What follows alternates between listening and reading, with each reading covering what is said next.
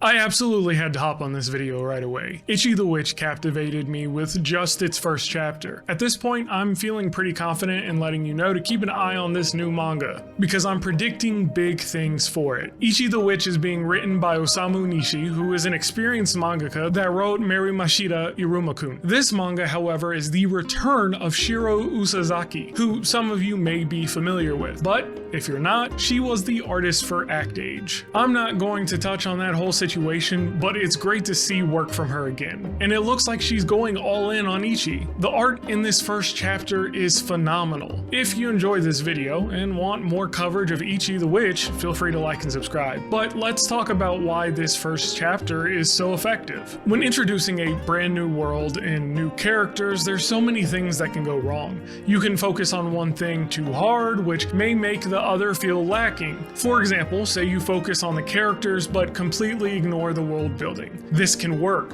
but you have to do that one thing really well. That's typically how you see first chapters go though, because it is a lot to start building the characters and the world in the same chapter. You may also run into the issue of way too much exposition, which can make it hard to stay interested. Ichi the Witch, however, does all of this and in such an authentic way. So far, it looks like we've been introduced to two of our main characters so far, that being Ichi and Descaras. Ichi is obviously the main character and gets the majority of the focus, but through us getting to know him, it's broken up by lore for this brand new world that we're exploring. In just this chapter, we get a good idea of who Ichi is. He's a lighthearted dude who enjoys hunting and helping people. He is kind to nature, and while Ichi prefers to be alone, he isn't antisocial. We learn parts of his backstory that explain why he is the way he is, and we get his morality and his ambitions.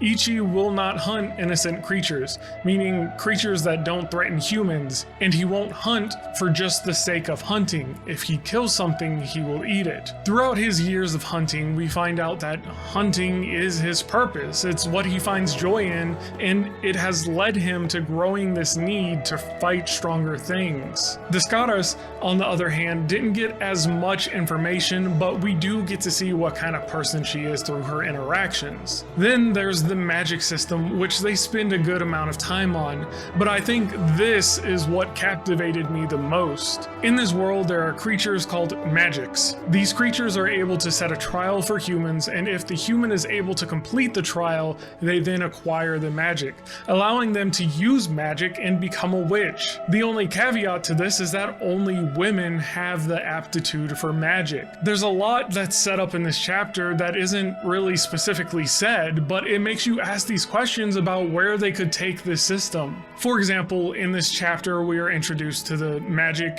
king Uroro. He's able to set a rule for himself that only a male can pierce his heart. So these trials that the magic are able to create follow their strict set of rules that they seem to be able to create however they seem fit. On top of that, Descaras is already a witch who can use magic, so it appears that they can gather more than one magic to bolster their power. Is there a limitation to this? Can they mix magical elements, or are they stuck with the first one they got, so water, water, and no water, fire? How does their power evolve? Can they essentially level up their magic, or does it require creativity? There's so many questions about it, and that's what makes this first chapter so engaging. I want to know how they'll expand upon this. Magic systems in manga can be extremely difficult to write because it's magic. You have a countless amount of options when it comes to magic because magic can do anything. Expanding upon the system and the rules becomes an entertaining question for that story. This is what really grabbed me. I want to know more about these two characters. I want to know more about the world. I want to know more about the magic. That brings me to another point. Who or what will be the villain? Are there bad witches? We already know that there are bad magics that dislike humanity, so that could easily be the route that they take, and with each one beaten, our characters get stronger. I'm just so excited to see where this story will go, and that's with just this first chapter. I highly recommend you to go check this one out, which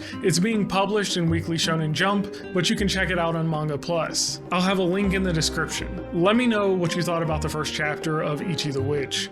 Were you as captivated by it as me? On that note though, if you enjoyed the video, don't forget to like and subscribe. Otherwise, peace.